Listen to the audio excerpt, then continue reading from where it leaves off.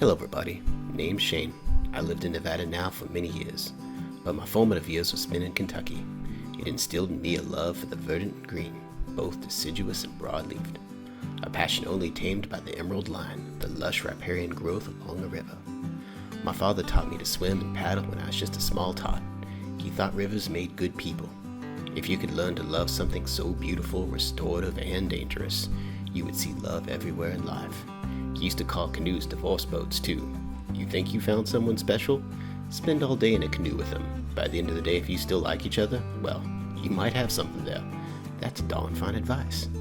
Luckily for all you lovers, both young and seasoned alike, in the spring and early summer, the Carson River provides. It's an enchanting 3.5-mile float from the boat ramp at Carson River Park to the ramp at Morgan Mill Park. Give yourself 2 hours or so for this peaceful contemplation of cottonwood lined splendor and birdsong. Beyond Morgan Mill, the Carson enters the canyon and reaches for the sky with some very formidable rapids. Whitewater skills and good equipment are needed. But remember, all rivers have teeth. If it got teeth, it can bite. You don't want to fall out of your boat, crack your head on a rock, and drown with your butt up in the air. Well now, that's just embarrassing. Have some dignity, wear a life jacket.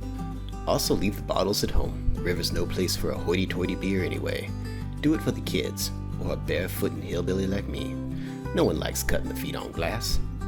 It's in these calm waters I come to cleanse my heart, to talk to stone and sand, to give thanks to the water, to visit night heron, pay homage to willow, and contemplate the flowing eternity of time.